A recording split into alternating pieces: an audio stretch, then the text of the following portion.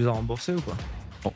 T'as déjà failli planter ta boîte, Ouais, 2 fois sur Comine. donc t'es millionnaire. En revenu, on peut considérer qu'on est millionnaire. Et tu peux dire, aujourd'hui je doute, aujourd'hui je suis triste. Le doute un peu moins, peut-être. Alors Je tu vais- doutes, hein. Je vais partager des émotions positives, les négatives, je vais rarement les montrer à l'équipe. Il y a 2 scénarios, c'est soit la levée, elle repart hyper rapidement et puis on est sauvé, sinon c'est finito, quoi. Donc,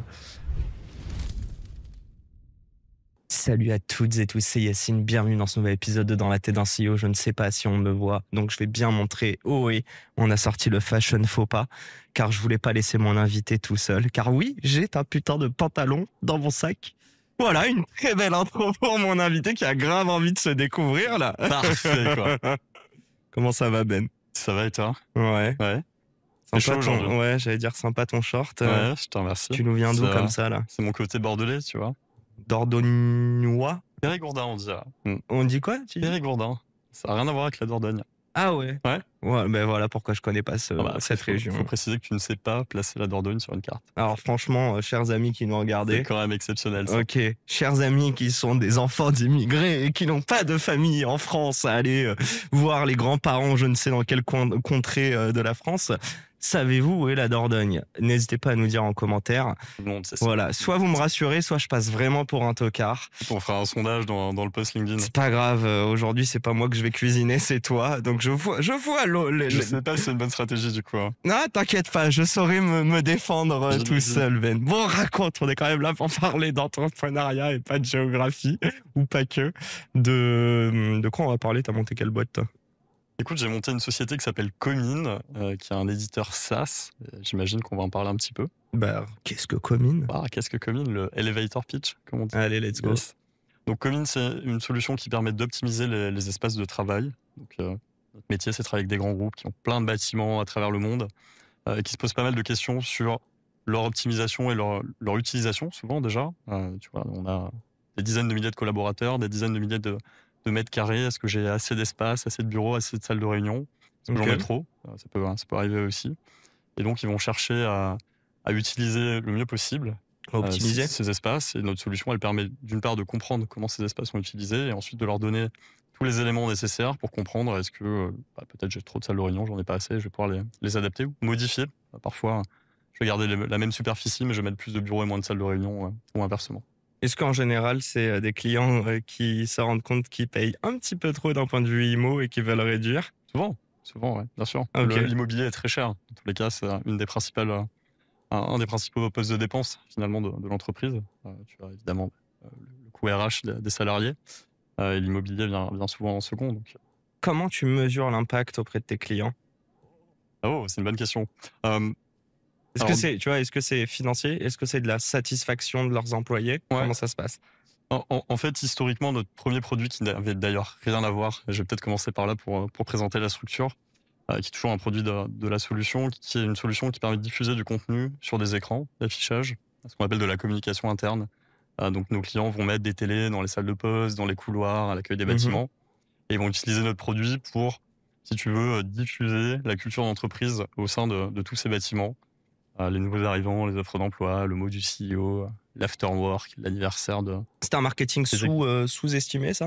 Ouais, Limite, complètement. de la com en interne, quoi. Il y a encore quelques années, on le faisait pas du tout. Tu vois, t'as toujours eu l'intranet qui a toujours été présent dans les entreprises. Mais il y avait un manque de visibilité, tu vois, de la data qui est dans cet intranet.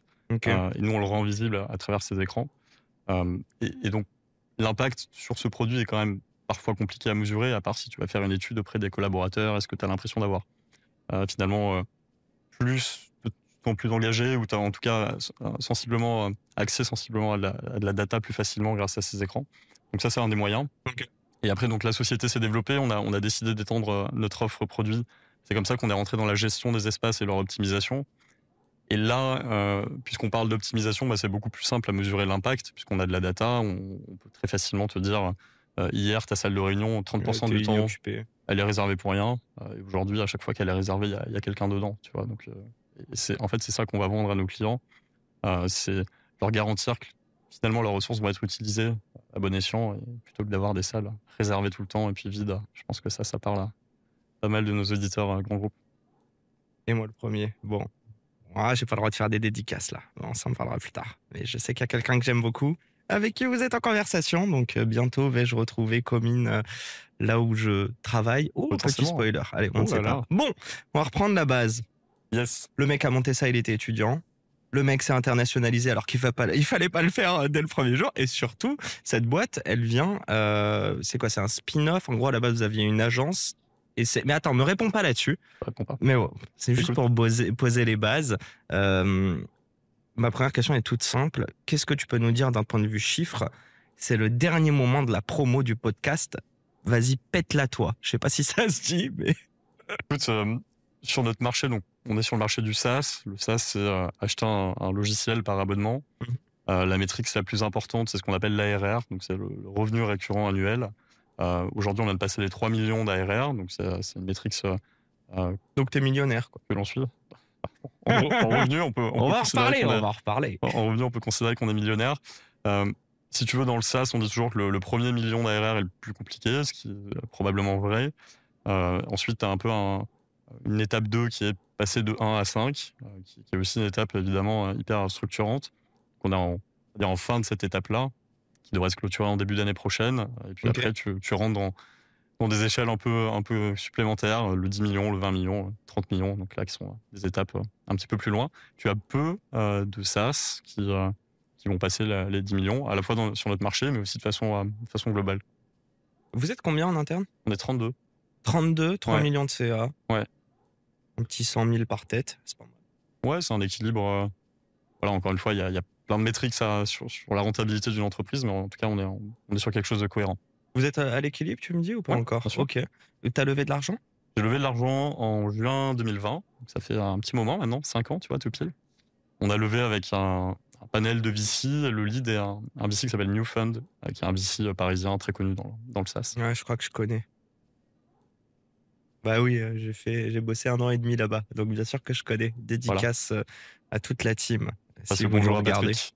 Bonjour Patrick, François, Augustin qui est parti depuis Anne-Sophie. Bref, là on va faire trop de dédicaces et on n'est pas sur Skyrock les gars, ou pas encore. Ouais, je vais revenir un petit peu au commencement. Attends, non, avant ça, excuse-moi, dernière mini question, et t'en parler et je veux rentrer la tête baissée dedans. La boîte à quel âge? Combien de temps vous avez fait pour atteindre le premier million? Et là, entre le premier et les 5 millions, sachant que si je reprends ce que tu m'as dit, vous comptez l'atteindre d'ici 6-9 mois. Vas-y, je te laisse nous parler. On a monté la boîte en 2018. On a passé le million d'ARR fin 2022. 4 ans, ok. Début 2023 à peu près. Et donc là, tu vois, on est 2 ans plus tard, on est à 3. Et le but, c'est que dans les maximum 12 prochains mois, on est passé les 5. Donc en 4 ans, vous faites de 0 à 1. Et en 2 ans, vous faites x3. Ouais. Avec l'ambition de faire x5 en fait en 2 ans et demi, 3 ans max. Exactement. Quoi. Ok. Est-ce que quand on commence à parler de 15, 20, 30, 50 millions de CA, ça devient des chiffres qui sont vertigineux et on en perd la conscience de l'argent, la notion de l'argent? Non, je pense pas. Après, je pense que l'élément le plus visible, c'est le nombre de salariés. Tu vois, Ok. forcément, plus ta société grandit, plus tu as de people. Et je pense que tu restes très réaliste par rapport à ces chiffres. Ils restent palpables. Mais le plus palpable, c'est quand tu as toute ton équipe face à toi. Nous, on est très distribué comme entreprise, on pourra revenir dessus. Mais 2 fois par an, on se réunit tous ensemble. Et puis, tous les 6 mois, tu vois que le nombre de personnes dans l'audience a fortement augmenté. Donc, mais tu vois, 32, c'est pas énorme quand même. non, c'est pas énorme, mais on était 17 il y a 12 mois, tu vois. Donc, ok, donc vous avez presque doublé déjà en 1 an. Vous comptez être combien, tu penses, quand vous ferez 5 millions? On sera 5 millions, on sera autour de 50. Donc quand même, il faut quand même une quinzaine de personnes qui vont être recrutées sous les 6-9 prochains mois.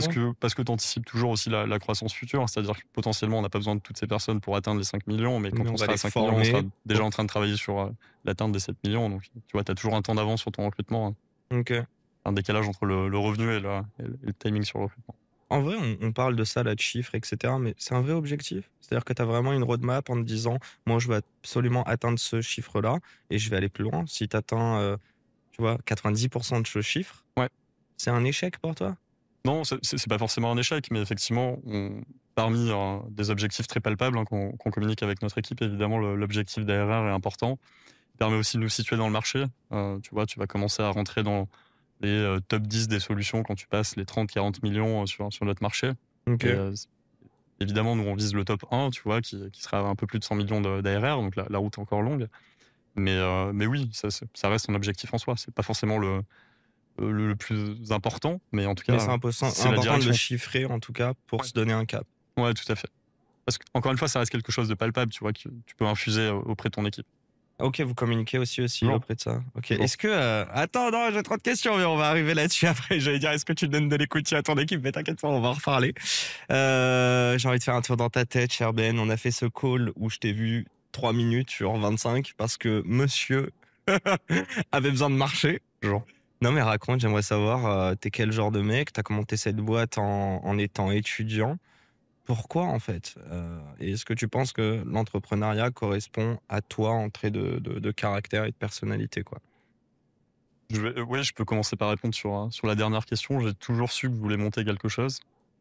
Ah, peut-être pas forcément une entreprise, mais j'ai toujours eu ce côté assez entreprenant au lycée, à la fac. Tu vois, quand il y a pas mal de travail en groupe, OK. j'aimais bien ce côté. Ok, bah, je vais essayer de prendre le lead sur ce groupe de people, les fédérer, et puis on va atteindre notre objectif. Donc ça a commencé comme ça. Je pense assez vite complété avec des expériences associatives, tu vois, les BDE à la fac. OK, donc tu te bourrais la gueule, mais en même temps, Ouais, t'avais l'impression de faire avancer il un y peu. avait un côté un petit peu gestion quand même, tu vois. Ah, c'est Euh, ce que je disais lors de mes entretiens d'embauche, quoi. voilà, C'est faut savoir le valoriser. Donc ça a commencé comme ça et petit à petit ça s'est transformé en des projets en dehors des cours, tu vois. Donc moi j'ai fait des études plus ou moins techniques, j'ai fait un IUT informatique et un master MIAGE, c'est à la fois de l'info, de la gestion de projet, du juridique, de la compta. un master millage? Ouais, je crois que c'est une méthode informatique appliquée à la gestion des entreprises. OK. Un peu barbare. Mais c'est un master qui est intéressant parce que tu as plein de matières différentes. Tu vois, en France, on aime bien les masters très spécialisés. Tu fais de la chimie, tu fais un truc ultra spécifique. Et celui-là, il est super large. Donc, ce qui fait que, tu vois, mes collègues de promo, on a des métiers tous très différents. Tu pensais bosser dans quoi en sortant de là? Bah, dans la tech, c'est sûr, parce que tu es quand OK, même formé à être dans la tech. Après, tu peux. c'est large. Ouais, c'est super large, tu vois. Tu peux être vraiment dans la technique en tant que développeur, ce qui n'était pas ma vocation. Tu peux être chef de projet, product owner, data analyst. Enfin, tu vois, OK. les débouchés sont assez larges. Et en fait, tout a commencé quand on a identifié une problématique qu'on vivait avec trois collègues de master. Et on en a fait une application. Donc, c'était pour rentrer le soir de soirée, hein, clairement. Donc, globalement, on avait raté notre dernier tram et on s'est dit, attends, on a des compétences en dev, en développement d'appli mobile, en gestion de projet. Pourquoi on fait pas un truc?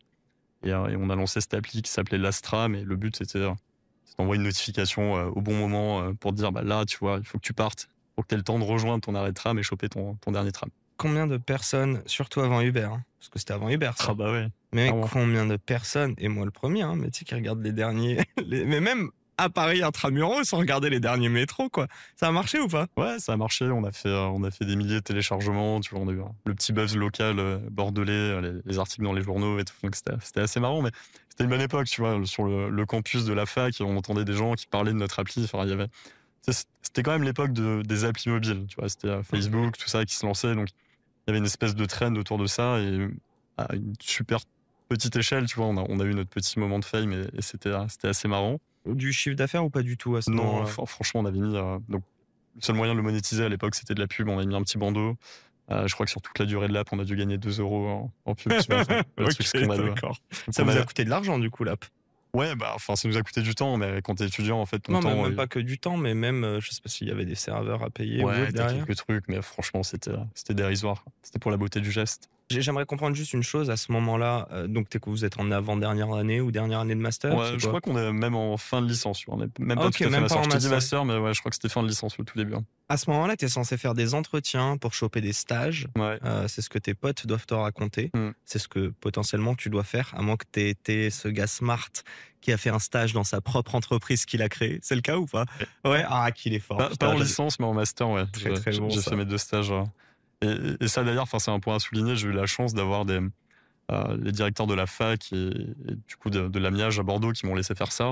C'était pas gagné, tu vois. Il y a beaucoup de gens qui pourraient se dire, bon, bah, il fait ça pour se la couler douce. Tu sais qu'il y a Et- des gens, il me semble, qui en césure, vu que c'était pas crédité, qui montaient une boîte et que non, fallait faire des stages, Ouais, ils ont comment dire, ils ont quitté l'école, quoi. Ouais. Ils ont drop out of school et ils ont monté leur boîte, du coup. Et C'est ouf. enfin, ça a des avantages et des inconvénients, mais tu vois, moi, j'ai eu le meilleur des deux mondes. Je peux continuer mon master et le finaliser comme tous mes collègues, et en même temps, j'avais 6 mois dans l'année où je pouvais être full-time sur ma boîte, quoi. T'as passé les entretiens ou pas dans ta vie? Ouais, bah, du coup, en licence et DUT, j'ai fait 2 stages, un dans une toute petite boîte et un autre dans un grand groupe qui s'appelle Orange. Petit grand groupe. Petit grand groupe. Donc les phases d'entretien, Ça te faisait stresser ou pas? pas tant que ça, non. T'es un gars stressé ou pas? Sur certains sujets, oui, mais tu Genre, vois, là, quel typiquement, sujet? ça dépend, mais tu vois, dans des phases de gestion de boîte, t'as toujours des moments stressants. Avant des soutenances d'appel d'offres, parfois, tu vois, avant Ok. de cliquer sur le lien Teams ou Meet où tu vas rentrer dans le ring, sur le ring. Mais là, c'est des enjeux de ta boîte, mais des enjeux de carrière pour toi à titre perso où tu commençais ta carrière à l'époque. Non. T'étais assez serein là-dessus. Ouais, franchement, je Ok. pense qu'à cette époque, tu poses moins de questions aussi. Enfin, en tout cas, moi, Oh, je suis pas personnellement, d'accord. Je suis c'est- pas d'accord. ça dépend des gens, mais moi, en fait, j'allais d'étape en étape et je réfléchissais pas trop, tu vois. J'étais dans mon tunnel, les trucs s'enchaînaient, succédaient, et puis on s'est dit, On ok, prenait ce qu'il y avait. on y va, Ok. quoi. Et puis si on tapait un mur, on tapait un mur, quoi. On va fast forward, sinon on va prendre trop de temps, mais à quel moment à Paris Comines, et si je ne me trompe pas, il y a eu une agence entre-temps? Ouais, exactement. Bah, du coup, le fast forward, c'est que on passe de l'appli à monter une agence parce qu'on se dit, ok, bah, on a des compétences de dev, on peut peut-être les proposer à d'autres entreprises. Encore une fois, tu vois, c'est l'apogée des applis mobiles et tout ça. Donc, on monte une agence, on recrute nos premiers salariés, alors qu'on est toujours en master. Donc, tu vois, on alterne Ok. les cours, la boîte, des collaborateurs qui t'écrivent, etc. C'est les employés des potes à vous, des élèves, enfin Non, des étudiants? non, mais enfin, c'est des Des gars étudiants, mais seniors? Ah, ok. c'est pas des potes à nous, quoi. Tu vois, Oui, enfin, mais je veux dire, ça reste des gens de votre âge ou t'as embauché oui. des gens qui étaient plus âgés que Non, vous? non, ça reste des gens de notre âge. Ok. Mais du coup, eux, ils sont étudiants, ils sont embauchés par des étudiants qui ont monté une boîte. Tu vois, enfin, le schéma est assez bizarre, mais La enfin, hiérarchie est très flat. ouais, exactement. Ok. Enfin, il y avait une super ambiance, il y a toujours une super ambiance, et enfin, c'est des bons moments. Et au bout de ouais, à peu près 14 mois, il y a ce sujet de produit, tu vois, qui naît avec un certain nombre de rencontres, des personnes qui bossaient dans l'agence et d'autres externes. Et en fait, petit à petit, on a commencé, en plus de la boîte, à travailler sur ce projet qui est devenu Comine. Euh, C'était quoi la V1 du coup? la V1, c'était ce fameux produit de diffusion de contenu sur écran, mais qui était hyper basique. On pouvait diffuser, tu vois, des images et des vidéos, et c'était à peu près tout. Mais il y avait un MVP qui était sain, tu vois. C'était commercialisable, on Ok. pouvait itérer dessus, et d'ailleurs, on a itéré jusqu'à aujourd'hui sur ce produit-là. Et en fait, petit à petit, ce projet, ce side project, il a pris de plus en plus de place. Et on s'est dit, OK, bah là, il faut monter une structure à proprement parler. Et on a monté la boîte, pas avec des gens de l'agence, du coup, mais avec des personnes externes que j'ai croisées au fur et à mesure sur cette période, tu vois, un peu de pèlerinage de 1 an et demi. Et puis en février 2018, ici, la société. C'est quoi j'ai même pas envie de te poser cette question. C'est quoi le problème auquel vous répondez? Mais en vrai, comment vous êtes venu avoir ce besoin et se dire on monte ce premier produit? Et est-ce que tu avais fait un market research? Est-ce que tu étais allé pousser ou est-ce qu'il y a tu vois, du gut feeling, il y a un Hmm. truc que tu sens, tu as eu 2-3 retours, tu dis eh, vas-y, ça a pas l'air trop dur, viens on fait un MVP, une Ouais. première version et on voit ce que ça donne. À quel Bah, point tu as été intellectualisé, pardon. je dirais pas du tout. En fait, si tu veux, on avait déjà peu d'expérience dans d'autres entreprises que la nôtre. Donc le besoin, on l'a pas ressenti, jamais. Tu vois, il y a plein d'entrepreneurs qui se disent, bah moi j'étais dans tel grand groupe et j'ai ressenti le besoin et j'en ai monté ma boîte. Nous, c'était pas le cas. Euh, et puis on était quand même très tech dans l'approche, donc ça nous faisait marrer de monter ce produit-là, si tu veux. Mais on l'a pas monté, comme tu dis, en prenant tous les compétiteurs du marché, en se disant, ok, là il y a une faille, on va lancer le truc. En tout cas, au tout début, c'était pas ça, jusqu'à arriver à un tout petit MVP. Puis là, on s'est dit, ok, bah, en fait, si on veut le vendre, il va falloir qu'on soit meilleur que les autres ou qu'on ait quelque chose de différenciant. Et on s'est rendu compte à ce moment-là que la façon dont on l'avait développé, tu vois, les choix technologiques qu'on avait fait, l'UX, etc., étaient par nature différenciants. Et je pense que c'était une force parce que du coup, on n'avait pas du tout regardé les produits du marché. Ok. On l'a construit avec, comme tu dis, un peu notre gut feeling, et on est arrivé avec quelque chose qui a fait la première partie de notre succès. Et ça s'est vendu assez rapidement quand même? Rapidement, non, c'est pas le mot, hein. Ok. Non, on a eu pas mal de galères au début, comme tous les produits SaaS. En fait, plus compliqué, je pense, dans le SaaS, quand tu te lances, c'est d'arriver à un produit qui est assez bon pour être commercialisé. Et ça peut prendre des mois, parfois des années. En gros, comment tu finances, tu vois, les 18 premiers mois, c'est toujours un peu plus dur. Donc ça a pris du temps. Comme je t'ai dit, on s'est pris pas mal de portes sur différents clients. Je crois que le plus dur, c'était de trouver notre marché. Parce qu'en fait, ce type de produit, t'en as chez Carrefour, tu vois, qui diffuse de la pub, les Ouais, écrans ok. dans la rue, ce genre de trucs. Et en fait, nous, on s'est rendu compte que ce qui marchait bien, c'était dans l'entreprise. Mais ça, tu le savais pas dès le départ, quoi. Non, on le savait pas. Encore une fois, parce qu'on l'avait développé un peu naïvement. Et par contre, quand on l'a compris, quand on l'a eu compris à ce moment-là, on a pivoté complet et on a su se dire, OK, on abandonne tout le reste, on focus là-dessus, la roadmap, le go-to-market. Et là, c'était parti. Est-ce que tu as déjà pensé à un truc, là, je me dis comme ça, mais est-ce qu'il y a un truc qui t'aurait fait économiser ces 18 mois? C'est une bonne question. Oui, tu vois, aujourd'hui, si on se relançait de zéro, on passerait probablement par cette phase market research. Tu vois, d'une part, on partirait sur une verticale qu'on aurait identifiée. Donc, je sais pas, le CRM, par exemple. J'ai écouté ton épisode avec Folk, c'est pour ça m'y fait Ouais. penser. Coucou Euh, Simo.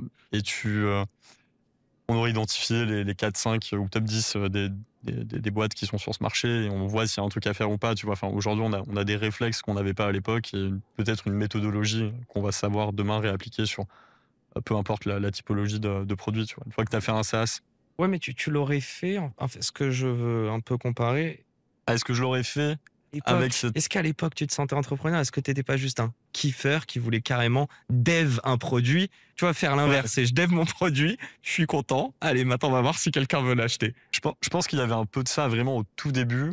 Ok. Et quand on a gagné notre premier client, ça s'est transformé en OK, mais en fait, j'ai envie de prendre le monde. J'ai envie que tout le monde utilise ce produit. Et là, il y a les ambitions qui décuplent, et là, Ouais, tu dois mettre des strats. parce qu'en fait, tu vois, t'as cette dose de OK, bon, je vois mon produit déployé chez mon client, je vois des gens l'utiliser, tu vois, ça c'est hyper kiffant. Tu as développé un truc pendant 2 ans dans ta cave, et puis là, tu as une entreprise respectable qui va utiliser ton outil métier au quotidien. Et je pense que ça, une fois que tu y as goûté, bah, t'es parti, quoi. C'est un peu le même feeling que tu me racontais là, que tu as pu avoir quand sur le campus, tu vois qu'on parle de Ouais, ton app. exactement. Ouais, c'est la fierté au final. Ouais, c'est de la fierté. Et tu vois, c'est marrant, on a commencé par du B2C, qui est pas du tout ce qu'on fait aujourd'hui. Et, honnêtement, tu vois, si demain je remontais une boîte, je pense que je ferais jamais de B2C. Pourquoi? Et je sais pas, aujourd'hui, ça m'excite plus du tout, quoi. Moi, tu vois, j'adore vendre un produit à une entreprise, voir l'impact que je vais avoir auprès de leurs collaborateurs. On fait beaucoup de grands groupes, donc c'est encore plus impactant, tu vois, des boîtes Ok. avec 10 000, 100 000 collaborateurs. Euh, T'as l'impression que B2C, c'est quoi? C'est plus de l'émotion, presque, du coup, ouais, beaucoup de marketing aussi pour que t'as ça pas cette marche. relation avec ton client, tu vois. Ouais, Un moins de grand groupe, proximité. Ok. enfin le B2B, un grand groupe, qui est encore tu vois, vraiment une spécificité du B2B, tu peux prendre le temps d'appeler tes clients, d'aller passer une demi-journée avec eux, de comprendre leurs attentes. En B2C, bah, tu peux te dire, OK, je prends un panel d'utilisateurs et je leur pose des questions, mais c'est pas tout à fait pareil, quoi. Tu vois, le seul lien que tu as, c'est les reviews sur un store. T'as l'impression d'être moins utile? Pas forcément, non, je pense pas.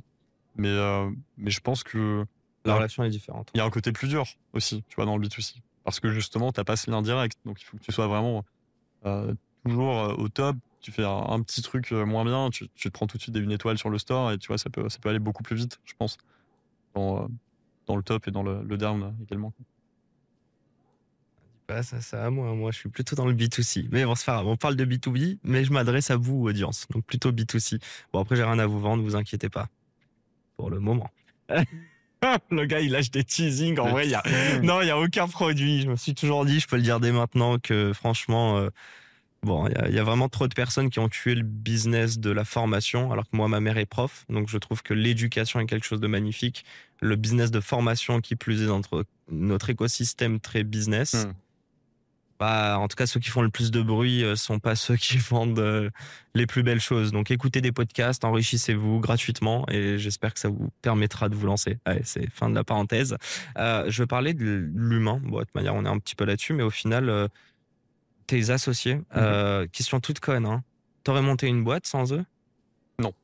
De tous tes projets que t'as eu, hein, t'as eu différents Ouais. associés, jamais tu l'aurais fait seul. Non, je me sens pas solo founder, tu vois. Je Est-ce pense que que ça corrobore un petit peu avec ce que tu disais sur plus jeune, dans des travaux de groupe, même en ouais, tant qu'étudiant, tu veux être un peu. Il y a le collectif, tu veux ouais, moi l'idée. j'aime le collectif, j'aime tu vois, quand il faut prendre une décision, le débat. Ok. Ne serait-ce que, OK, bah, je pense qu'il faut qu'on aille là. Peut-être que c'est une bonne décision, peut-être que ça l'est pas. Du coup, on va à 2, à 3 se poser la question et avancer. Et si, tu vois, si on revient vraiment à la genèse de Commune ou même de l'agence, ce qui a fait qu'on se soit lancé, c'est il y a eu un effet de groupe à un moment donné, tu vois. Il faut être un peu fou pour monter une boîte en parallèle de tes études, t'as pas trop de temps forcément, etc. Et puis là, tu vois, j'ai mis l'idée, et puis se dire, ah ben ouais, carrément, et puis on y va, tu vois. Mais le côté tout seul, se dire, ok, vas-y, à cette époque-là, je monte une boîte. Non, je pense pas. Je veux te dire pourquoi, mais si je te donne un petit peu le truc, euh,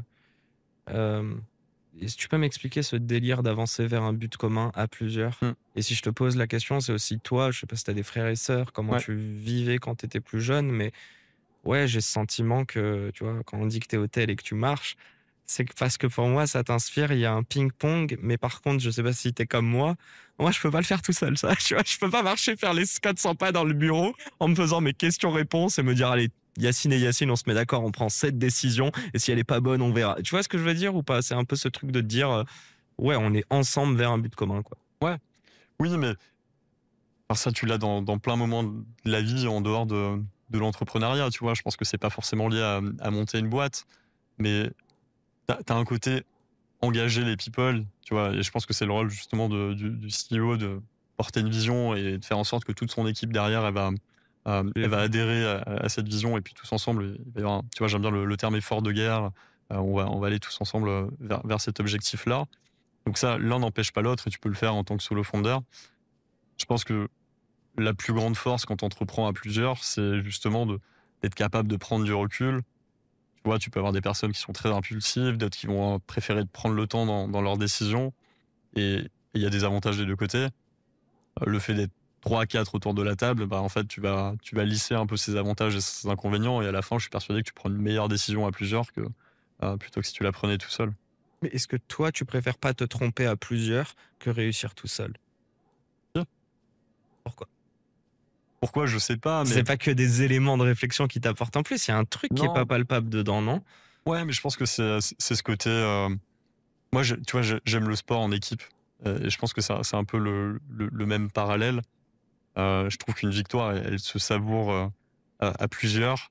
Et typiquement, enfin, le parallèle, ça peut être, tu vois, je sais pas, on gagne un gros appel d'offres tous ensemble. Et puis à ce moment-là, où avec ton équipe, on va se dire, OK, bah, allez, on profite, on célèbre avant de passer à, Suite à la et au suite. Hein, parce que déploiement. moi, j'ai un peu trop l'habitude de vite switcher et se dire, bah, OK, bah, on y va, maintenant c'est le déploiement. Mais il faut prendre quand même, tu vois, le temps de le célébrer avec l'équipe. Enfin, je veux dire, si t'es tout seul, tu te regardes dans le miroir et tu te dis, OK, bah, c'est cool, on a gagné. Mais tu vois, moi, je ressens pas du tout la même émotion si j'étais tout seul à la tête. C'est drôle parce que quand tu es tout seul, mais en fait, même quand tu réussis, il y a quand même ce côté d'être fier. On en parlait, de la Hum, fierté tout à l'heure. carrément.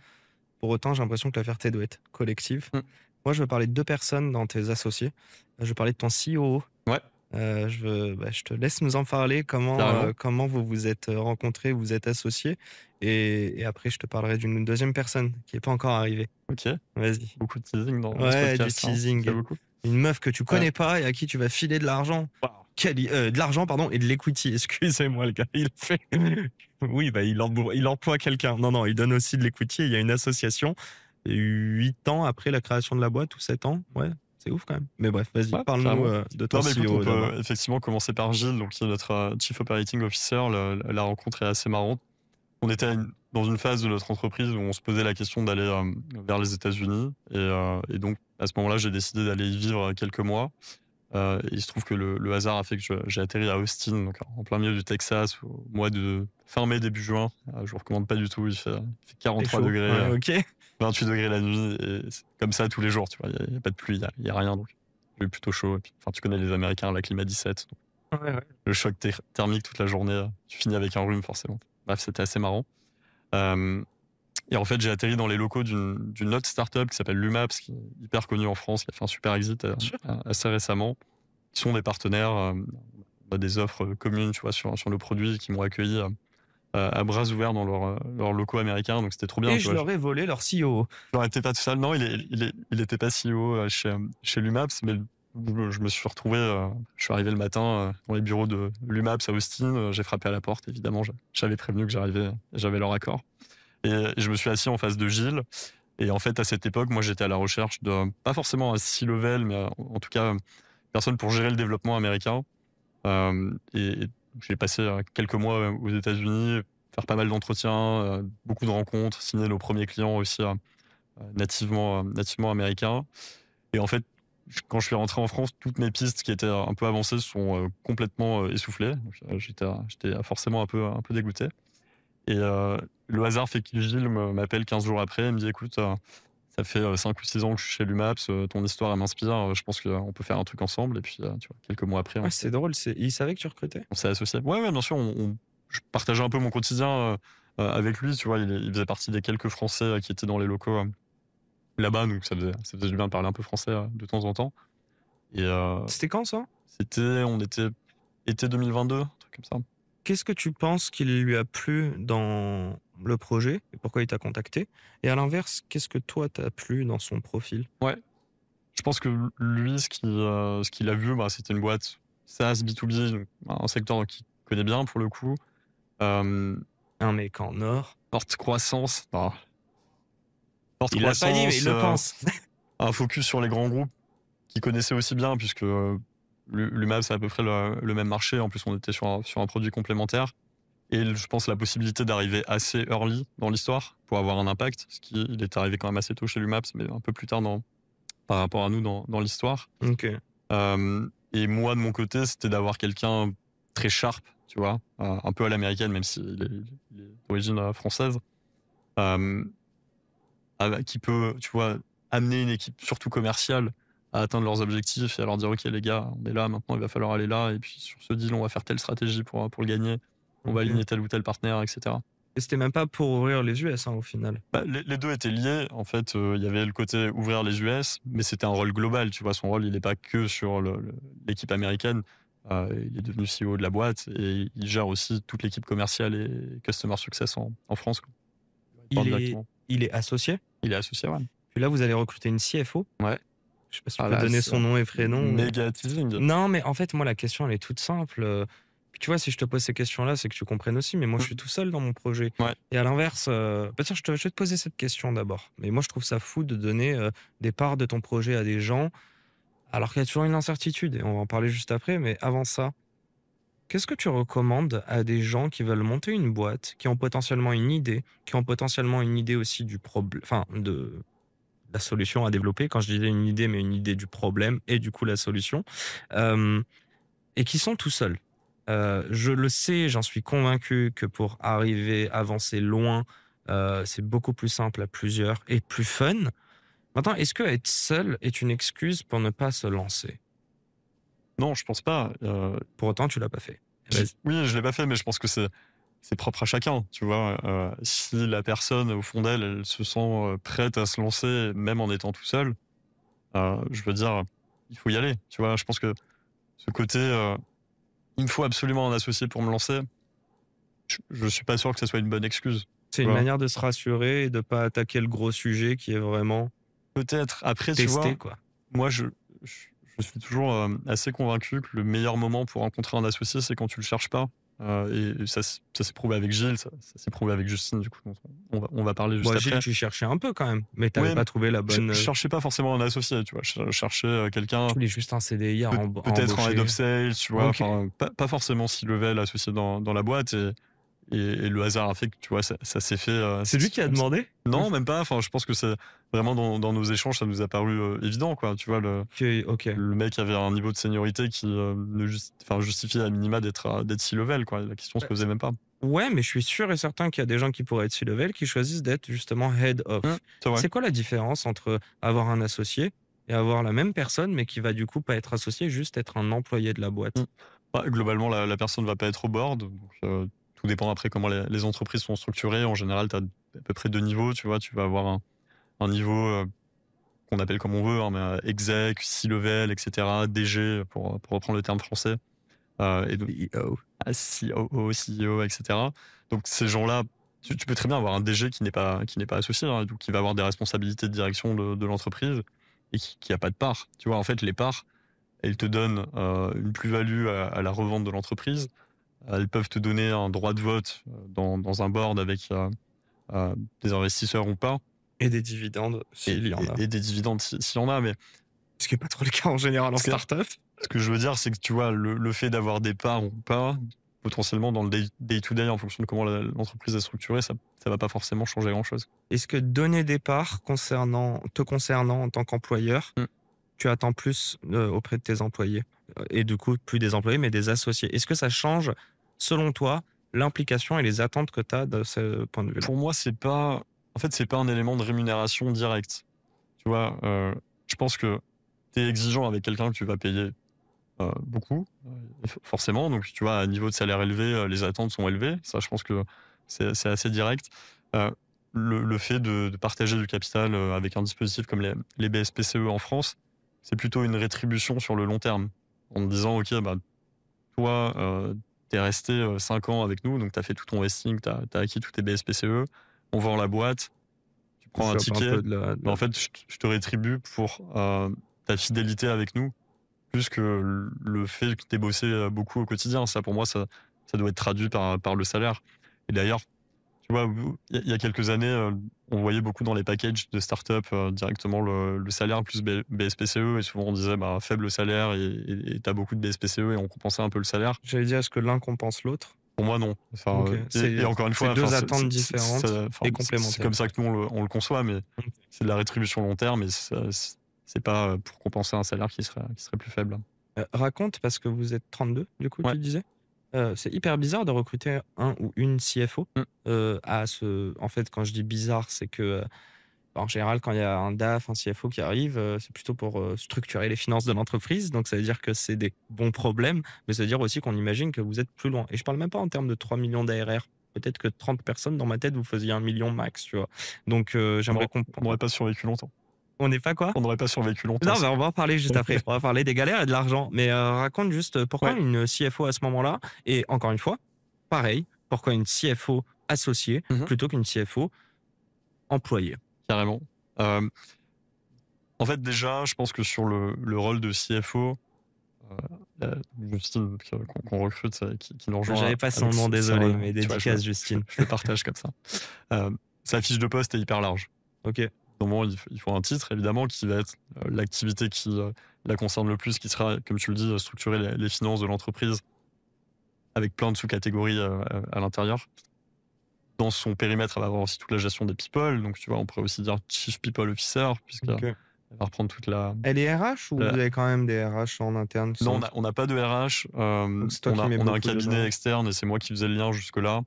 Et elle a vocation à reprendre un petit peu de cette Exactement. partie aussi. Ok. On va aussi recruter un office manager qui reprend un peu le day-to-day avec ce cabinet. Et donc, ça va rentrer dans les responsabilités de Justine. Donc, déjà, tu vois, le premier élément de réponse, clairement, si on recrutait un CFO qui fait que de la finance, ça n'a pas beaucoup de sens à notre échelle. C'est un peu tôt. Tu vas plutôt le voir dans des boîtes qui commencent à être au moins 50, tu vois, ou 5 millions d'ARR. Enfin, c'est un peu les steps que tu vas passer. Et donc voilà, ça s'est fait comme ça. C'était notre expert comptable. Donc, tu vois, Ah bon? Ah, trop drôle, ok. Ah bah ok, l'embauche est hyper dérisquée en plus. Oui, mais Enfin, c'est que des attentes différentes, mais tu connais la personne. voilà, tu vois, t'as ce côté, ça fait 2 ans et demi qu'on bosse ensemble, et pas que sur le périmètre d'expertise comptable, parce que c'est pareil, tu vois, un expert comptable n'est pas forcément un CFO.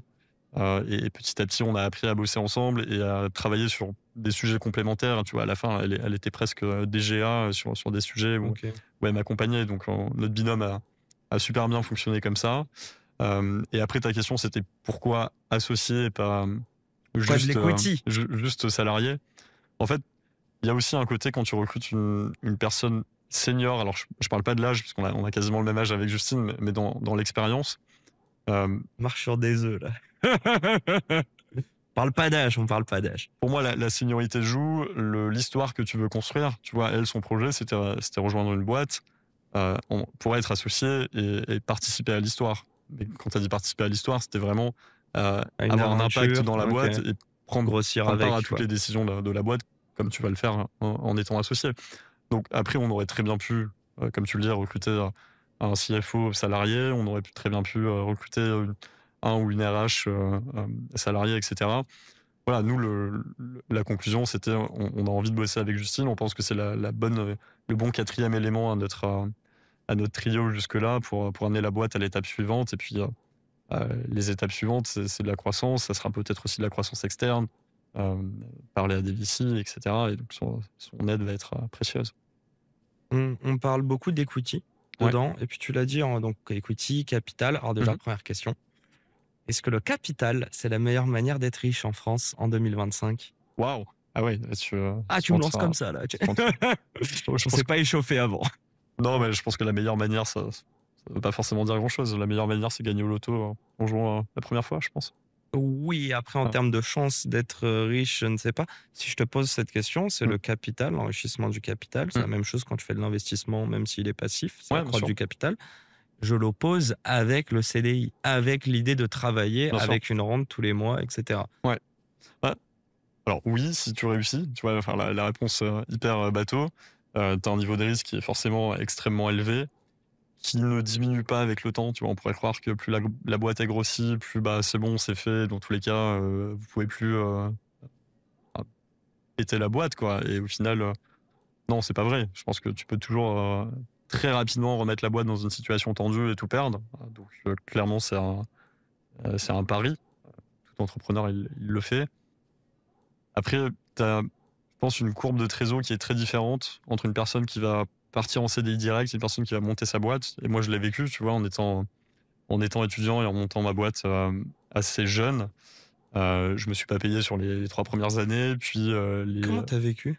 alors j'ai la chance d'avoir mes parents qui me payaient mon loyer. Ok. Et avant ça, j'ai toujours bossé tous les étés, tu vois, depuis que j'ai 14-15 ans. Ok. Donc, j'ai toujours essayé de gagner ma vie l'été pour vivre après, tu vois, le reste de l'année. Tu payes même pas des petites notes de frais avec la boîte Clairement, je le dis, tu vois, la chance que j'ai eue, c'est que mes parents ont été OK avec le deal de me payer mon loyer, même quand j'ai eu fini mes études et que j'étais encore, tu vois, dans mes premières années d'entrepreneuriat, et que du coup, j'avais pas de revenus. Et ça, je sais que, tu vois, il y a peu de gens qui peuvent se permettre ça. Et encore une fois, à la fois, je les remercie et je considère que c'est une chance par rapport à beaucoup de personnes. Et, et après, tu as un peu ce dilemme de jusqu'à quand je me paye pas et à partir de quand je me décide OK, à me verser un salaire versus, tu vois, je peux embaucher quelqu'un là tout de suite plutôt que me payer un salaire. Et donc ça, je l'ai fait encore une fois pendant 2-3 ans. Et puis au bout d'un moment, je me suis dit, écoute, si je monte une boîte, il faut qu'elle soit capable de supporter mon salaire, sinon on va dans le mur aussi, tu vois. Il faut que... Tu te payes bien aujourd'hui? Écoute, oui, je considère que je peux subvenir à mes besoins. Tu vois, je peux me payer des vacances, Ok. me payer des week-ends. Donc à partir de là, pour moi, c'est bien se payer, tu vois. Tu gagnes 100K ou moins? Je gagne autour de 100K, ouais. Ok, donc ça va. Sauf que t'as quand même pris. Tu les as atteints quoi? Au bout de 5-6 ans de création de ta boîte? Pas... Ouais, bah un peu plus, Ouais, même 2018. plus. Ouais. Ok, ouais, parce qu'au début, tu commences à te payer. Et c'est drôle parce que tu disais, hein, te payer, c'est de l'argent qui va en moins dans autre chose. Et le Ouais, autre chose, en général, c'est que si les voyants sont au vert, bah, c'est recruter quelqu'un exactement. et croître. J'ai une mini question à te poser. J'ai emprunté 2000 € à ma daronne, maman, dédicace. Et en vrai, je voulais pas, mais c'est elle qui m'a dit. J'espère que c'était un beau taux d'intérêt. Pas de taux d'intérêt. Après, je te cache pas, ma mère, j'ai 31 ans, mais elle a toujours accès à mon compte en banque. Donc, si elle veut, elle les récupère quand elle veut. Non, c'est pas ça. Enfin, on n'a pas trop de tabou d'argent là-dessus avec mes parents, mais j'ai une vraie question. Tu dirais quoi à tes parents qui t'ont prêté, ou qui t'ont payé ton loyer dès le départ? Pourquoi ils l'ont fait? Est-ce que tu considères, toi, à l'époque, que c'était presque un caprice de gosse, ou est-ce que tu sens qu'il y avait un truc, un élément de, tu vois, qui a fait mouche, quoi, qui les a convaincus? Et qu'est-ce que tu leur dirais aujourd'hui? Bah, mes parents sont entrepreneurs, mon père a monté sa boîte, tu vois, et moi, je te l'avais pas dit, ça. Ah, t'avais pas dit ça. Ouais, je t'avais gardé quelques surprises. Et j'ai grandi dans leur boîte, donc si tu veux, moi, quand je suis né, l'entreprise était petite, et puis elle a grandi. Ils ont eu la chance d'avoir une entreprise qui a beaucoup grossi. Et moi, j'ai connu toutes ces étapes dans la boîte, ce qui a probablement participé au fait qu'à un moment donné, j'ai envie de monter ma boîte et devenir aussi entrepreneur. Et je pense que au fond d'eux, ils étaient contents que, tu vois, ils aient réussi à transmettre cette fibre entrepreneuriale et que participer, entre guillemets, à l'investissement dans cette boîte. Je voulais surtout pas qu'il y ait d'investissement, tu vois, au capital ou de la partage de trésor, etc. Tout simplement parce que le risque était tellement énorme. J'aurais pas pu, tu vois, vivre avec le poids de me dire, OK, ils m'ont prêté Un 20K putain et de poids, on est d'accord. ah Hein. ouais, clairement. Moi, je voulais surtout pas ça. Et donc, je pense que ça a été un moyen pour eux, tu vois, d'investir en moi en me disant, OK, bah, c'est bon, tu peux, on paye le loyer, on continue comme ça. Donc, enfin, moi, je leur suis hyper redevable sur ce point, quoi. Tu les as remboursés ou pas? Non. Ah le bâtard. Je croyais qu'il allait me dire je les ai remboursés par amour et voyage. Non, il les a pas remboursés, il les cache. C'est bon. Bon, j'espère que ça va, ils vivent bien quand même, on les salue. Et en vrai, tu vois, je valorise pas forcément, enfin évidemment, je valorise et c'est incroyable le fait que tes parents aient de l'argent et qu'ils puissent pouvoir subvenir à tes besoins. Mais est-ce que si nous tous, enfants, avions un référentiel en termes d'entrepreneurs en France, on aurait plus d'entrepreneurs demain? Je pense que c'est une évidence, c'est sûr. Tu vois, depuis, ça fait 15 ans maintenant que je gravite à peu près dans cet écosystème et tu vois, il y a eu la naissance de la French Tech, etc. Ouais, Donc, bien sûr. on a fait beaucoup de marketing autour de l'entrepreneuriat. Et si tu regardes les chiffres, bah, le nombre de créations d'entreprises est en croissance, le nombre d'entrepreneurs est en croissance. Donc, toujours pareil, tu vois, tu fais du marketing et forcément, en général, il y a des résultats. Euh, donc, je pense qu'en France, on a beaucoup mis en avant l'entrepreneuriat, mais on a du mal à aimer les entrepreneurs. Tu vois, c'est un peu antinomique. C'est-à-dire que tu parles à quelqu'un de la French Tech, etc. En France, d'ailleurs, même à l'étranger, puisque c'est une marque assez forte maintenant. On est assez fiers de ça. Mais par contre, tu as aussi beaucoup de bashing je sais pas, sur les entrepreneurs qui ont réussi, qui sont évidemment du coup des personnes aujourd'hui très riches. Et par contre, on a du mal à aimer nos entrepreneurs riches. Est-ce qu'on ne parle pas que d'entrepreneuriat en France? Enfin, est-ce qu'on fait pas mal l'amalgame, pardon? Et je reprends tes termes quand tu dis qu'on a fait un marketing sur l'entrepreneuriat. Est-ce que c'est pas un entrepreneuriat qui représente même pas 5% des réelles boîtes qui sont des startups, qui plus est financées à coup de grosses levées de fonds, Ouais, dans l'optique d'être vendues des années et faire beaucoup de cash? il y a sûrement un peu de ça. Est-ce que tu comprends? Non, mais du Ouais, coup, si on vend ça, nous, on vient de cet écosystème. mm, Et quelqu'un qui est de loin, qui gagne 1500, 2000, bien sûr. qui peut-être peut galérer Ouais. aussi avec les fins de mois, comment il peut s'identifier à ça, quoi? Et c'est pas C'est- que ça, l'entrepreneuriat du tout, Non, en c'est plus. clair. Et ça amène, tu vois, toute une barrière à l'entrée de devenir entrepreneur. Déjà, il a peut-être du mal à s'identifier dans ce schéma. Et encore une fois, il y a plein d'entrepreneurs qui gagnent ce que tu dis et on est tous passés par là. Mais je pense que, tu vois, la difficulté aussi, c'est se dire, OK, bah, ces mecs-là, ils se sont lancés, moi, je peux pas me lancer parce qu'aujourd'hui, je dois subvenir aux besoins de ma famille et je peux pas me permettre de passer 6 mois sans revenu. Euh, et c'est là où, tu vois, entreprendre quand tu es étudiant, si tu peux te le permettre, tu as évidemment théoriquement moins de charges que plus tu vas avancer dans la vie. Euh, et tu es un peu plus dans le mode, bah, je vais bouffer des pâtes pendant 2 ans, ça fait déjà 5 ans que j'en bouffe, Ouais, tu c'est vois. ça, Enfin, j'allais dire, je suis déjà habitué. 1 ou 2 ans de plus. Tu vois, tu es encore dans cet état d'esprit galère, et donc c'est pas dramatique. Si tu as fait 10 ans de CDI et là, demain, tu te dis, vas-y, je lance ma boîte, c'est quand même plus dur, tu vois, de te remettre dans un mode galère. Je suis pas là pour donner mon avis, mais je vais le donner quand même. Je sais pas, je sais pas. Je sais que dans la vingtaine, on est très anxieux, notamment Mm. enfin, je vais dire, moi, je suis pas la nouvelle génération. Je considérais que j'étais quand même très anxieux. Je me suis longtemps posé la question de est-ce que c'est pas le pire, c'est-à-dire que tu n'es pas en train de démarrer ta carrière. Mm. Tu choisis. Moi, j'ai quitté mon CDI au bout de 8 mois pour être full-time sur le podcast. Je m'auto-convainc tous les jours que j'ai fait un bon choix, mais l'avenir nous le dira. Mais si je me réveille dans 3 ans et que je dois prendre un CDI, ou même demain, j'ai le sentiment d'avoir perdu, alors non pas 3 ans parce que j'ai adoré, mais potentiellement d'un point de vue marché du travail, 3 ans. Or, j'aurais fait ces 3 ans, plus 3 autres années, j'aurais mis un peu d'argent de côté, me retrouver à 35 ans et monter ma boîte. Dans ma vision, mais c'est plus simple parce que je ne l'ai pas fait, ça me paraîtrait un petit peu moins Ouais, mais là, angoissant. là, ce que tu dis, c'est j'ai mis de côté pendant 5 ou 10 ans. Donc ça veut dire que tu avais déjà ton projet de te dire, OK, je vais monter ma boîte et je me fais un petit package, tu vois. Ça n'existe pas, ça, en fait. En général, enfin, je connais peu de personnes qui se sont dit, OK, Qui pendant 10 mature ans, un je vais projet économiser pendant 10 pour mois, monter 10 ma ans, ouais. boîte. Ouais, ouais, ok. Si tu économises, achète un immeuble ou un L'entrepreneuriat, c'est de appart, quoi. l'émotion. Bien sûr. C'est que de l'émotion. Alors, Pour il y a moi, de l'argent dedans, mais c'est des up and down permanents. Tu vois, je pense que ce qui caractérise la journée d'un entrepreneur, c'est que tu peux te prendre 2 excellentes nouvelles et 3 mauvaises nouvelles dans la même journée. Mais vraiment des nouvelles qui peuvent impacter grandement ton business. Euh, je pense que, tu vois, dans une vie de salarié, tu vas avoir évidemment des très bonnes et des très mauvaises nouvelles probablement au cours de ton expérience. Tu vas en prendre une ou deux sur une échelle de 1-2 ans, tu vois. Et effectivement, quand tu es entrepreneur, tu peux, encore une fois, sur une journée, tu as gagné 2 deals et tu en as perdu un, ou tu as une galère de trésor sur une mauvaise nouvelle que tu as eue. Et tu vois, il faut être capable d'encaisser Mais c'est pas ces plus que nouvelles. encaisser, c'est pas ça que tu cherches. Ah, évidemment, en fait, tu cherches les ups et pour aller chercher les ups, tu dois accepter Les les downs. downs. Ça, Mais c'est même une de te évidence. prendre un super up et de te dire c'est stylé, et en fait, à la fin de la journée, alors que t'as signé, tu vois, t'as gagné ton appel d'offres, bah, il y a quelqu'un de la team qui part. Mm. Et en fait, c'est aussi ça, c'est de te dire Ah, que c'est t'as exactement ça. plein de variables différentes Ouais. qui peuvent niquer ton bonheur au Ouais. quotidien, ou aussi y participer. Et Vraie pourtant, question. Ouais, vas-y. Mais pardon. tu vois, sur ton exemple, et pourtant, il va falloir sortir de la salle où ton collab vient de te dire qu'il a envie de partir, avec Et le sourire, continuer. et aller dire, attends les gars, on vient de signer un méga deal, et bien il va falloir qu'on célèbre ensemble. Donc il y a aussi ce côté, tu peux pas toujours tout montrer à ton équipe. Tu vois, je pense qu'il y a un niveau de transparence qui est super important à avoir, et chaque entrepreneur va trouver le degré de transparence qu'il veut donner à son équipe. Moi, je trouve que tu vois, je suis quand même extrêmement transparent avec mon équipe, Mais faut mais il y a savoir quand même sauver la face un quelques peu. news que tu peux pas, tu vas les partager à un moment donné, tu vois, mais tu peux pas leur donner tout de suite, quoi. Tu ne te permets pas de leur partager tes émotions. Si, bien sûr, c'est sûr. Et tu peux dire aujourd'hui je doute, aujourd'hui je suis triste, là je vais dans des choses qui sont un peu moins Ouais. joviales. Ouais. Le doute un peu moins, peut-être.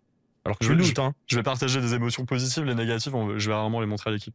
Ça tu le montres à tes associés plutôt. Ouais, bien sûr, bah, on est là pour ça, tu vois, typiquement. Et c'est là encore, tu vois, le côté associé versus solo founder. C'est que t'as des potes, c'est des psys. Enfin des associés, c'est des psys quoi. Pas forcément des psys, mais il y a une galère, on va en parler tous les trois, et on va prendre, tu vois, peut-être la charge mentale, on va la diviser en 3. Ouais, en fait c'est ça. Alors qu'en tant que Tu vois. boss, tu peux pas te permettre de répercuter ta charge mentale sur tes équipes. Exactement. Tu parlais juste de ups and downs tout à l'heure. Ouais. Alors je veux parler des downs. T'as déjà failli planter ta boîte? Ouais, 2 fois sur Cobin, ouais. Ok, prochain sujet. Non mais évidemment que je veux savoir, raconte ces 2 fois. Écoute, Qu'est-ce que t'as fait comme connerie, cher Ben? ouais, globalement, planter sa boîte, hein, c'est des galères de trésor. Donc, et on a eu 2. Quand on a monté la boîte, on a bénéficié de quelques subventions de la région Nouvelle-Aquitaine qu'on remercie. Tu vois, je fais ma petite promo. Tu vois où c'est la Nouvelle-Aquitaine Ça va, Ouais. Newfun est basé là-bas avec Agathe, je Exactement. crois. Donc en plus, On je embrasse vois. Agathe. Ouais, mais j'y ai jamais été. Mais je vois Bordeaux, tout ça. On je vois. t'invitera. La Donc, Dordogne. Tout. on a Ça, levé non, quelques. c'est pas de. T'avais pas compris dedans là. Si, c'est quand même ok. dedans. Si, Ah genre, oui, donc t'es vraiment en je me galère. suis, non, je me suis essayé, mais ça se trouve t'allais me regarder en mode, il a vraiment rien capté. Bon, on coupera. Non. Non. Et donc ouais, on a levé, tu vois, un peu de subvention de la région, la BPI, les trucs un peu classiques quand tu montes ta boîte. Et puis on a commencé à recruter nos premiers salariés, développer le produit, la solution. Puis on voyait le moment où, tu vois, il nous restait à peu près 8-10 mois de cash, peut-être un tout petit peu moins, et on est rentré en levée de fonds. Enfin, tu vois, l'histoire classique d'une boîte qui se monte. C'est là qu'on a rencontré Agathe d'ailleurs, et pas mal de VC à cette époque. La levée de fonds, honnêtement, c'est plutôt la première phase, c'est plutôt très très bien passé. Tu vois, ce qui est étonnant, on n'avait aucune expérience, on n'avait jamais parlé à des VC et tout. Et en fait, on reçoit la due deal de, je pense que c'était Newfun qui avait shooté en premier. Et genre 3 ou 4 jours après, annonce du confinement. Tu vois, donc on était vraiment tout début 2020. Et là, évidemment, bah, on est tout en pause. Tu vois, tous les VC nous appellent, c'est la fin du monde. Oubliez la due deal, on se rappelle, bisous dans 6 mois, quoi. Sauf que là, bah, nous, il nous reste 2 mois de cash. Donc, globalement, les 6 mois, ça va pas le faire. Donc tu vois, tu te retrouves chez toi, confiné, solo, enfin, t'as pas ton équipe, il te reste 5, 6, 8 semaines de cash. Ouais, là, c'était chaud, quoi. Et justement, tu vois, dans cette phase, on a décidé d'être transparent avec l'équipe. On n'était pas beaucoup à l'époque. On va être 6, grand max, peut-être 5. Et on a fait un point tous ensemble. On leur a dit, bah voilà, les gars, là, globalement, on en est là. Il y a 2 scénarios. C'est soit la levée, elle repart hyper rapidement, et puis on est sauvé. Sinon, c'est finito, quoi. Donc, écoute, c'est toujours assez surprenant dans ces moments, tu vois. On parlait de relations humaines, de voir comment les personnes réagissent. Enfin, nous, il y a eu évidemment, personne n'a sauté au plafond, tu vois, mais il y a eu un petit effort de guerre en mode, c'est pas grave, tu vois, on va En fait, s'arracher. Et puis, quand tu fais pas de blanche, les gens sont compréhensifs. ouais, je pense que c'est donnant-donnant. Et puis, les personnes qui étaient chez nous à cette époque, tu vois, elles savaient, entre guillemets, dans quoi elles s'embarquaient, quoi. On était vraiment une mini-boîte, savaient peut-être que ça allait aller nulle part et qu'il y avait de grandes chances que ça aille nulle part, mais c'était pas grave, quoi. On était là pour ça. Et du coup, on a fait je crois que c'était un Google Slide qu'on a appelé de la dernière chance. Il faudrait que je le retrouve, c'était assez marrant. Et en gros, on a dit à nos VC, bah voilà, en gros, il y a deux scénarios. C'est soit vous nous répondez avant telle date en nous disant go, et puis on y va. Soit mardi ou lundi 15 juin, ben, on vire tout le monde et puis c'est ciao, quoi. Et je crois que ça leur a bien plu. Et tu vois, 15 jours après, on a redébloqué la situation et on a dû signer la levée de fonds le 20 ou 21 juin. C'était chaud, chaud, chaud, quoi. Ah ouais, à C'était 5-6 jours vraiment. déjà Je crois qu'on extra ne passait pas time. le mois de juin, quoi, tu vois. Si on la pose de manière différente, c'est quoi peut-être l'apprentissage ou le conseil à travers ça? Qu'est-ce que tu as appris en vrai? Parce que OK, tu as géré des galères, mais au-delà de ça? Cash is king, tu vois. Enfin, franchement, personne dans la boîte à cette époque était vraiment passionné par gérer les finances de la société. On avait des BP, mais franchement, enfin, je m'en rends compte aujourd'hui, il y avait un décalage entre ce qu'on voyait dans notre BP et la réalité financière. Donc là où on pensait qu'il restait 12 mois, il en restait parfois 4. Et donc on jouait tout le temps avec le feu. Le learning, c'est évidemment avoir tu vois, une prévision de trésorerie tout le temps à jour. Enfin, un entrepreneur, pour prendre une décision, il faut il ait sa prévie de trésorerie. Si tu veux embaucher quelqu'un, que tu vois l'impact tout de suite, c'est évident ce que je dis, Et évidemment. Là, pourtant, mais c'est le poumon, quoi. Enfin, c'est le pouls ouais, de ta boîte, c'est et on me le l'Afrique. disait à l'époque, tu vois. Je suis pas en train de dire on me l'a pas dit, et du coup, oh là là, mais c'est juste que, bon, voilà, je pense que tant que t'as pas vécu une galère comme ça, bah, tu le prends pas forcément au sérieux. Et c'est vrai que ça nous a mis un coup quand même assez sévère. Et à partir de là, on a été Carré sur le cash. un peu plus rigoureux, mais ce qui nous a amené à la deuxième galère en fait, qui est arrivée exactement 2 ans après.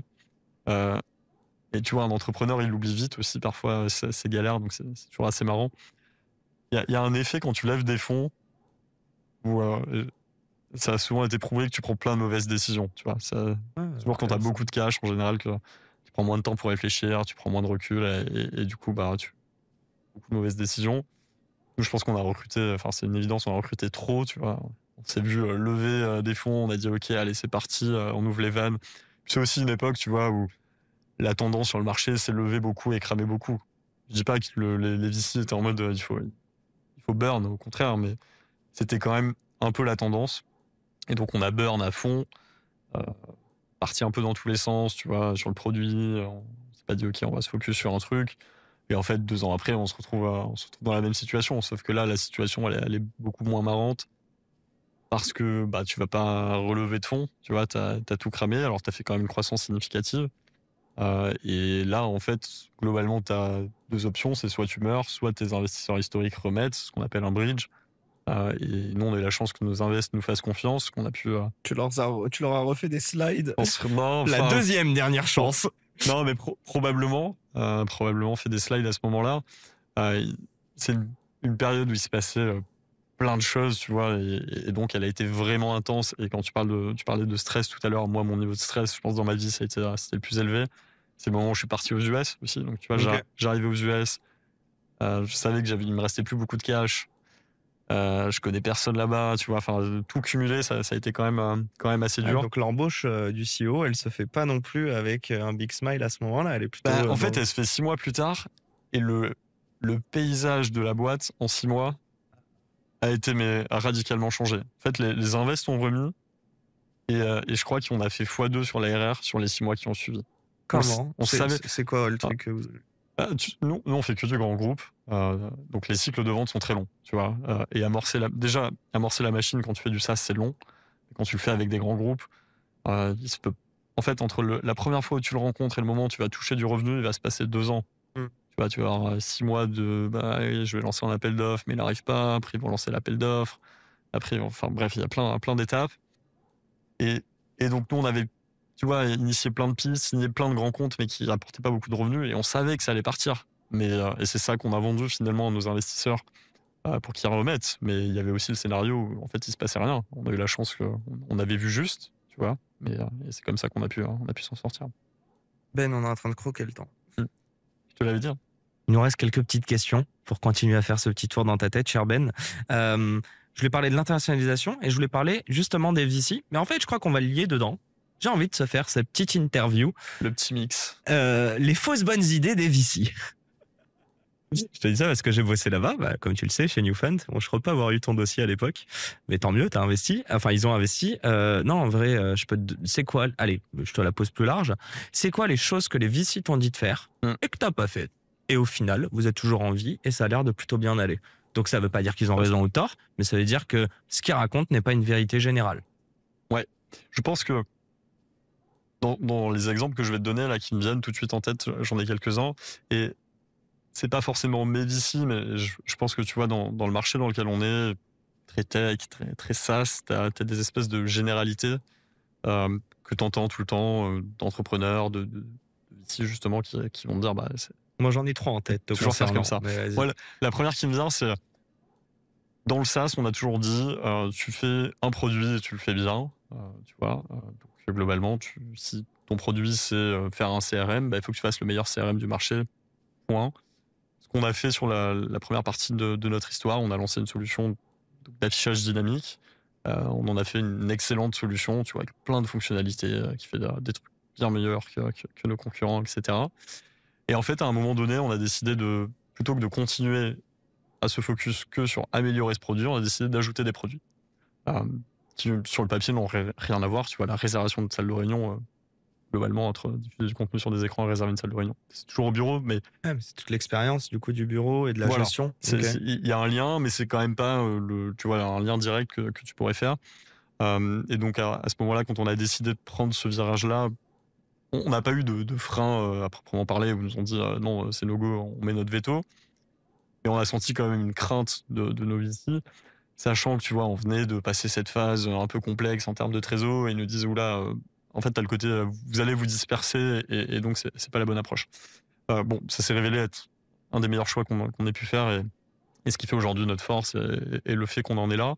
Mais voilà, très souvent sur le SaaS, tu vas entendre faire un produit et fais le meilleur. Il y a une vraie tendance aujourd'hui à des boîtes multi-produits, compound product, tu vois, en anglais, et c'est super intéressant. Il n'y a pas assez de... Comme compound interest, qui est exactement. la base même de se faire des thunes, bref, dans l'investissement et la finance. Vas-y, excuse-moi, continue. Non, écoute, c'était vraiment le premier qui me vient. Après, je pense que ce que tu entends souvent aussi quand tu vas lever des fonds, c'est typiquement le nombre d'associés. C'est pas assez, c'est trop. Il y en a un troisième, t'inquiète. Tu l'avais dans les 3, s'il aurait été. Mais en fait, il te concerne pas, il me concerne plus moi, du coup, mais je trouvais ça assez drôle. Bah oui, mais nous, quand on a monté la boîte, on était 4, ce qui est... c'est pas ouf quand même. En c'est général, presque on le demande maximum. 2 personnes, ouais. C'est presque le maximum acceptable pour un fonds, tu vois. On nous l'avait dit. Donc, voilà, tu vois, t'as des VC qui vont te dire il faut être 2, il faut être 3, il faut être 4, il faut être 6. Il y a des super exemples de boîtes où ils étaient 6 associés, ils ont réussi. Il y en a plein d'autres où ils étaient solopreneurs, ils ont réussi aussi. Bien sûr. Bon, tu peux jamais faire de généralité. Et il y en a un dernier. Je l'ai pas, celui-là. Tu l'as pas? Non. Alors, je vais te donner des indices. Okay. Il y a quelques années, on te disait de surtout pas le faire. Ouais. Et aujourd'hui, on te dit que si tu le fais pas, c'est que t'es une boîte de merde. Okay. Non, il me vient pas. Non? Non. Mais l'international, since day one, quoi. Non, mais aujourd'hui, il me paraît tellement évident, si tu veux, que ça... Ouais, mais à l'époque, là, il y a 10 piges, on te disait, mais focus sur ton marché local. Ouais. T'es un malade d'aller parler à des gens dans une autre culture, une autre langue. Ouais, c'est vrai. Si t'arrives pas à convaincre tes proches, quoi. Mais ça tu vois, effectivement, pas tes proches. C'est très vrai en France, très vrai avec des VC français. Ça l'est un peu moins avec Newfund parce que du coup, ils ont beaucoup de participation aux US, donc ils essaient de te pousser toujours assez tôt aux US. Mais quand on était en levée de fonds et qu'on parlait à d'autres fonds, ça c'est clair. Même assez récemment, tu vois, toujours on échange toujours régulièrement avec plein de VC. Et ils sont toujours assez étonnés que même au stade où on est aujourd'hui, qu'on ait déjà, tu vois, ouvert un bureau aux États-Unis. Donc nous, oui, aujourd'hui, nous, ça se révèle être une force. Je pense qu'à l'époque, il y avait aussi ce côté, ça paraît impossible, tu vois, d'ouvrir les États-Unis. Moi, c'est évidemment quelque chose qui m'a toujours attiré. J'en avais fait une partie de mes études là-bas. Et en fait, un matin, tu te lèves et tu te dis, mais je prends un billet, j'y vais et on voit ce qui se passe. C'est aussi simple que ça. Tu vois, il n'y a pas de... Là, il va falloir que je fasse des process, ouais, bien sûr. monter une boîte là-bas. Tu fais en 2 jours, même pas. Ouais, Tu tu vois, vas au c'est Delaware, tu payes pas de taxes. exactement. Et Il y a pas, nickel, l'Eldorado. tu vois, il y a pas un faux greffe où tu vas galérer pendant 6 mois Et l'URSSAF avec qui tes vient statuts. toquer. Là-bas, tu claques des doigts et c'est fait. Et en fait, une fois que tu as compris ça garantit pas du tout ton succès. Alors, je dis pas ça, mais le step de se dire, OK, j'y vais et je le tente. Je sais pas, en fait, du coup, tu dis, là, je suis le maître à bord, je suis le pilote, et à moi de le tenter, à moi de prouver que ça va fonctionner. Et ça, c'est par contre beaucoup plus dur, on a mis du temps. Euh, c'est évidemment beaucoup d'investissements aux États-Unis, tu vois, les salaires sont beaucoup plus élevés, tous les coûts sont énormes. Donc, si t'es pas prêt à investir, clairement, ça sert à rien. Et nous, on a eu cette chance qu'on avait déjà des clients français, tu vois, des grands groupes comme Veolia, qui est un de nos plus gros clients, qui utilisait notre solution aux États-Unis, donc avait déjà une présence, et donc on partait pas de rien. Ok. Et Mais c'est vrai que derrière, t'as pu même encore aujourd'hui, tu vois, ça reste encore une généralité des fonds de partez pas, surtout aux US, partez pas trop tôt. Est-ce que tu considères justement, bon, en vrai, on rentre dans mes dernières questions, mais je trouve un petit peu juste cette mini question, mais le fait qu'on te dise des trucs et que tu fasses l'inverse et que ça marche quand même, ou que tu n'aies pas suivi ces guidelines, est-ce qu'aujourd'hui, tous les conseils qu'on te donne, tu les écoutes de ouf, mais il y a toujours cette voix en toi qui dit, je vais me prouver aussi que ce que je suis dit, c'est de la merde. Non, mais je pense que c'est un peu dans mon tempérament. Je déteste faire ce qu'on me dit en général, tu vois, donc c'est pour ça que j'ai monté une boîte. Ok. Je voulais être CEO. T'aimes Mais bien en faire qu'à ta tête, enfin, ou avoir ton ouais, je pense que et te planter par toi-même aussi. ceux qui me connaissent et qui écoutent seront assez d'accord avec ça. Après, ça veut surtout pas dire ne pas écouter les conseils, tu vois. Mais ça veut dire ne pas les prendre au pied de la lettre comme Il y a si eu, c'était la seule vérité, quoi. il y a eu des dizaines d'excellents conseils de novices qu'on a suivis et heureusement qu'on les a suivis. Mais c'est toujours un peu excitant, évidemment, quand tu vois, tu l'as pas suivi et ça a fonctionné. Eh bien, on arrive sur les dernières questions et tu vas donner des conseils. Donc ça va être drôle. Mais juste avant, première question, et ça va, réponds-moi assez rapidement. Est-ce qu'un entrepreneur riche demain, c'est un entrepreneur qui revend sa boîte? Oui, forcément. De façon pécuniaire, ça coule de source, évidemment. Après, si tu entends riche par son accomplissement, euh, pas forcément. Tu vois, je pense que je l'ai pas vécu, donc je peux pas Mais partager cette l'aventure. expérience, mais je pense que tu as quand même un gros down quelques jours, quelques semaines, quelques mois après, en fonction des entrepreneurs. La boîte, c'est malgré tout, tu vois, c'est ce que tu es aujourd'hui quand tu te présentes à tes potes, à des investisseurs, des salariés, etc. Tu représentes cette société. Donc si demain tu l'enlèves, tu perds une partie de toi, et je pense que tu as un petit côté reconstruction quand même qui doit pas être simple derrière. Est-ce que l'entrepreneuriat, selon toi, c'est le métier, voire un mode de vie qui permet de plus corréler le risque et le bonheur? Oui, carrément. Ouais. Ah oui, Ok. t'as un niveau de risque que tu retrouveras rarement dans un poste en CDI, et t'as un niveau de, je sais pas si c'est le bonheur, mais ce côté, tu vois, up, que tu auras aussi rarement dans une vie de salarié. Est-ce qu'un bon entrepreneur pour qui se lance, ou est-ce que se lancer, pour Mm. se lancer, un des bons moyens, c'est d'être naïf? Ouais, complètement. Ouais. Nous, on l'a été, et je suis trop content de l'avoir été. Est-ce qu'en France, on n'a pas tendance à dire, avant même de commencer, que c'est difficile? Et je Mm, m'explique. Est-ce qu'on n'a pas tendance à dire que l'entrepreneuriat est plus dur que ce qu'il l'est réellement? bien sûr. Parce que ça fait peur, parce qu'on connaît le niveau de risque. Tu vois, c'est un peu tes parents qui disent non, mais fais pas ce métier, il est trop dangereux. Bah, je pense que c'est un peu la mentalité française que tu vas pas retrouver ailleurs, qui a du bon aussi. Mais clairement, la naïveté quand tu montes ta boîte, c'est super important. C'est ce qui va te faire, tu vois, prendre des décisions hyper rapidement, aller à l'encontre des gens, c'est super important. Est-ce que si, bon, on a compris, tu as des nouveaux associés, mais là, si tous tes associés, ils décident de quitter le navire et Mm. d'abandonner Comine, est-ce que tu poursuis la boîte ou pas? C'est waouh, le scénario Et vénère. catastrophe. Apocalypse. Ils partent tous, quoi. J'espère qu'ils me revendent leur part quand même, ça serait sympa. Euh, Bah, oui, évidemment. Enfin, j'ai envie de te dire, au stade où elle est, on la continuerait avec l'équipe et on retrouverait d'autres associés. Tu vois, moi, je suis très terre à terre sur le fait que une boîte, c'est un véhicule. Tu vois, tu prends l'image que tu veux, un bateau pour les grosses boîtes, une voiture ou un bus. Il y a personne à l'intérieur, tu as un pilote ou des pilotes et des personnes qui sont dedans, et personne n'est irremplaçable, moi le premier. Demain, il y aura peut-être un autre CEO pour Comine, il y aura d'autres associés, et la boîte et la marque vont perdurer. Donc, je pense que, tu vois, à un instant T, il y a un groupe de personnes qui forment cette société, et demain, il peut y avoir un autre groupe de personnes et être tout aussi successful. Donc, le CEO remplaçable, on a bien compris. Est-ce que demain, si tu plantes Comine, Mhm. tu remontes une boîte ou tu cherches un CDI? On va dire qu'entre-temps, t'encaisses le coup. Mais c'est quoi la suite selon toi? C'est une bonne question. Ça, tous les gens qui disent c'est une bonne question, c'est qu'ils n'ont pas la réponse. Ouais, ça me donne un peu de Je temps. T'as commence, marqué, là, ouais, je vois. voilà, je commence à vous connaître. Vous êtes là en train de me brosser dans Ouais, le c'est une sens très du bonne poil. question. Mais Non, merci du coup. évidemment, ça dépend du contexte. Tu vois, si t'as une idée tout de suite, t'as un contexte qui fait que t'es prêt à te relancer, probablement, il risque d'y avoir une petite période d'entre-deux. Pas forcément CDI, mais tu vois, auto-entrepreneur, pour revenir en support à certaines structures qui pourraient avoir besoin de certaines compétences. Mais je pense que tu te relances pas du jour au lendemain, tu vois. Ça serait pas forcément une très très bonne idée. Mais par contre, prendre du recul, apprendre de ce qui a fait qu'on est arrivé là et repartir derrière, oui, Donc c'est sûr. c'est prendre du recul pour repartir. Ouais. C'est pas pour construire une carrière. Non, Ok. clairement, ça a jamais été mon Oh les gros yeux. objectif, quoi. Et c'est ma dernière question. Et bon, t'adresses pas à la caméra, mais on s'adresse vraiment aux gens qui veulent se lancer demain. Ouais. C'est quoi un petit peu ton starter pack de l'entrepreneuriat concrètement? C'est quoi les conseils que tu voudrais donner à des gens qui veulent se lancer ou qui se sont déjà lancés dans l'entrepreneuriat? Je peux te dire ce qui a marché pour moi, lancer tôt. Je pense que, encore une fois, je l'ai dit dans ce podcast, mais entreprendre quand t'es étudiant, c'est le meilleur moment.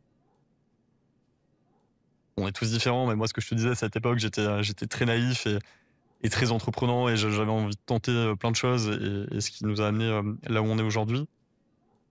Donc, commencer tôt, il y a toujours plus de facilité. On en revient à ce qu'on disait tout à l'heure de quand tu es salarié, etc. Après, en France, on a des choses magnifiques où tu peux, du coup, tu vois, avoir 18, parfois 24 mois de chômage pour te lancer. Et ça, c'est combien d'entrepreneurs ont réussi à se lancer On grâce à avait ça. parlé ça en Et off. on en avait parlé et je trouve ça super important. Il y a Ok. plein de pays où c'est pas le cas et on le valorise pas assez. Tu vois, on est toujours dans French bashing, mais il y a quand même des choses. Donc lancer tôt, ouais. Ouais, lancer tôt. Je pense qu'il faut pas trop perdre de temps à, tu vois, est-ce que j'ai la bonne idée ou pas. Je vois pas l'entrepreneur, tu vois, qui sont toujours à ce stade où j'ai pas trouvé la bonne personne. Tu vois, c'est un peu se mentir à soi-même. Si t'as décidé d'y aller, et donc ça veut dire que t'as déjà fait, tu vois, t'as pris ta décision et tu t'es dit, ok, je pense avoir une idée qu'on peut valoriser, qui va créer une boîte derrière. Bon, bah, il faut y aller. Tu vois, un autre exemple en France, les échecs sont trop peu valorisés. C'est dur de réussir, et encore une fois, on pourrait définir ce que veut dire réussir. Et donc, souvent, souvent ça foire, hein, tu vois. Combien de projets on a lancés Est-ce avant, que avant réussir, c'est avant pas que ça juste marche. essayer?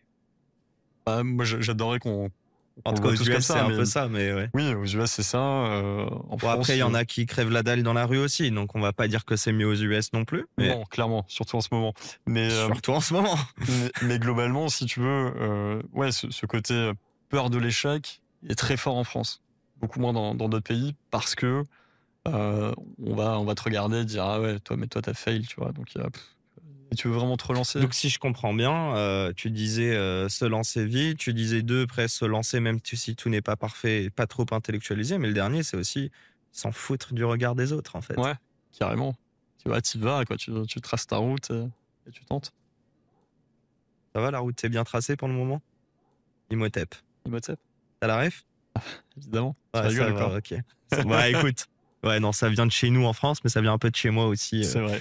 Côté arabe. Non, mais je reviens sur le côté Dordogne que je ne vois J'allais dire toujours. bonjour au Périgordin, quoi. Ah, bah écoute, non mais j'ai quand même regardé un petit peu où est-ce que c'est. On salue la région. Un grand merci Ben. As-tu pris du plaisir?